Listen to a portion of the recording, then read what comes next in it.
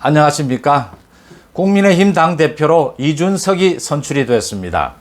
우리 헌정 사상 원내교섭단체 대표로 30대가 대표로 선출된 것은 처음입니다. 이준석 신임 대표는 30대이기도 하고 원외이기도 합니다.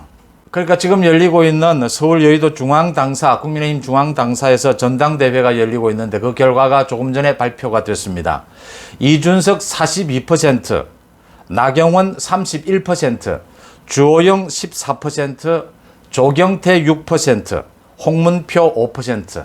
그러니까 당원 70%, 국민 여론조사 30%를 합산한 결과인데 그동안 발표가 여러 번 됐던 여론조사 결과보다는 이준석과 2위인 나경원의 득표율 차이는 훨씬 줄어들었습니다. 당원들은 많이 나경원을 선택을 했다. 그래서 이 차이는 많이 줄어들었지만 무려 11% 차이로 이준석이 압도적인 차이로 당대표에 선출이 됐습니다. 더 특이할 것은 이번 투표율입니다. 당원 투표율이 무려 45%를 넘어서 당초 50%를 넘지 않겠느냐라는 것보다는 줄어들었지만 45%도 어마어마한 투표율입니다. 지난 전당대회를 보면 25% 수준인데 이게 45%를 넘어가는 이런 투표율, 당원 투표율을 보이면서 많은 것들이 기록적인 전당대회였다. 이렇게 평가를 받습니다. 우리 헌정사상 최초로 30대 이준석 후보가 당대표로 선출이 된 것, 또 기록적인 투표율을 기록한 것, 그 다음 체감할 수 있는 것으로 전 국민들이 야당 대표 선출에 2주일 이상 관심이 집중된 것, 이건 뭘 말하느냐? 정권 교체를 바라는 대다수 국민들의 뜻이 한자리로 모였다. 정권 교체를 위해서는 야당의 변화, 야당의 세대 교체가 필요하다라는 부분을 선택했다. 이준석 신임 대표는 이제 앞으로 대선 전국을 이끌면서 야권 전체의 통합, 야권 후보 단일화, 그 다음 정권 교체를 이루어내야 될 책임을 얻기 위해 지게 됐습니다. 이준석 대표의 이 같은 선전 어떻게 봐야 되느냐 이렇게 보면, 그러니까 정권 교체를 바라는 대다수 국민들의 뜻이 야당도 바뀌어야 한다, 변화해야 정권 교체를 할 수 있다라는 것으로 뜻이 모아졌고, 그게 전략투표라는 형태로 이준석에게 모였다, 드러났다 이렇게 보입니다. 이준석이 사실은 많이 위태롭고 불안한 모습을 보여줬습니다. 그런데 이준석이 지난 경선 기간 동안 굉장히 빠른 학습 능력을 보여줬다. 자신을 어떻게 고쳐가야 된다, 자신을 어떻게 바꿔야 이 많은 국민들의 지지를 안정화시킬 수 있다는 것을 알고 있었다는 점입니다.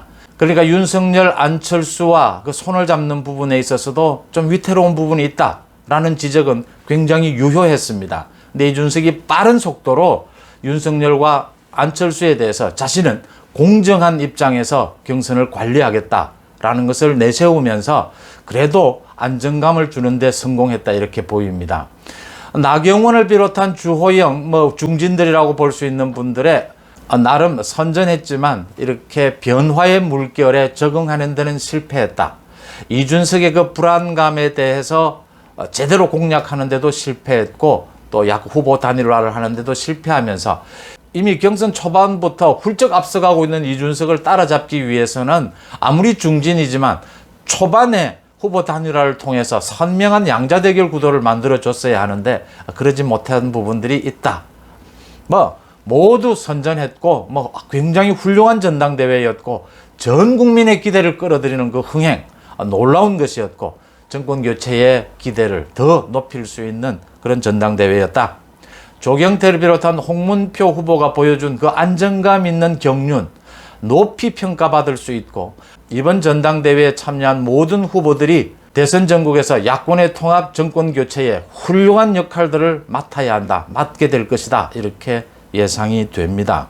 이준석 신임 대표 앞에는 이제 어떤 일들이 놓여 있느냐. 가장 시급한 것이 지난 1년 동안 비대위 체제로 이끌어져 왔던 이 국민의힘을 안정화시키는 것입니다. 안정화시키는 가장 빠른 방법은 이준석 대표가 지난 경선 과정에서는 제대로 말을 하지를 못했습니다. 여러 가지 검증이 오고 공격과 방어가 오고 가는 와중에서 자신이 생각하는 당의 진로, 가장 중요한 건 대선 전국입니다. 대선 전국에서 국민의힘 당을 자신이 어떻게 이끌겠다라는 것을 이제 차분한 마음으로 빨리 당원들과 국민들에게 설명하는 일입니다. 그 설명의 가장 핵심은 이제 당 밖에 있는 윤석열, 안철수, 홍준표 많은 대선 후보들에 대해서 어떻게 빨리 국민의힘과 연대할 것인가, 그 다음에 야권 전체를 통합해내고 야권 후보 단일화를 만들 것인가, 자신이 이야기한 대로 공정한 경선을 통해서 어떻게 야권 후보 단일화를 만들어낼 것인가에 대해서 자신이 생각하는 비전을 빨리 얘기함으로써 야권 전체 지지층의 이 신뢰를 안정된 신뢰로 바탕으로 가져갈 수 있다, 이렇게 보입니다. 그 다음 또 하나 경선 과정에서 나왔던 유승민, 김종인과의 관계 문제가 계속 얘기가 됐었는데, 김종인에 대해서는 이준석이 김종인을 잘 알고 있습니다. 이준석 대표가 잘 알고 있는데, 김종인은 말을 하는 스타일이 있죠. 김종인은 누구를 칭찬하기보다는 누구를 비판하는데 익숙해져 있는 스타일이죠. 이 김종인에 대해서 적당한 거리두기, 유승민에 대해서도 적당한 거리두기를 해야 한다. 유승민 개냐 아니냐, 이건 제가 말씀을 드렸다시피 유승민 자신이 지금 원외고 대선 지지율이 1, 2%, 자기 앞가림하기도 급급한 유승민이 무슨 개가 있으면 무슨 계보를 이끌 수 있겠느냐, 이런 판단을 하는 것이 대부분입니다. 또 이준석의 스타일이 누구의 말을 듣고 이러는 스타일도 아니거니와, 지난 경선 과정에서 이준석이 굉장히 위태로운 언행들, 굉장히 위험한 말들을 빨리 고쳐나가는, 그 나경원과 주호영 후보의 그 공격에 맞서서 대받아치고 공격하고 발칙하면서도 자신의 모습을 빨리 바꿔나가는 그런 모습은 대단히 인상적이었습니다. 순발력이라고 할 수도 있고, 또 깊이 있는 자신의 어떤 정치적 비전, 이런 걸 볼 수는 없었습니다. 그건 이제부터 이준석에게 남겨진 과제입니다. 어쨌든 학습 능력, 순발력은 뛰어나다라고 하는 점은 인정을 할 수가 있겠고요. 문제는 위험한 발언, 위험한 생각, 이 부분은 여전히 있다. 물론 30대가 보여줄 수 있는 그런 발칙함, 거기에 이어서 조금 위험한, 불안한 부분은 여전히 있겠죠.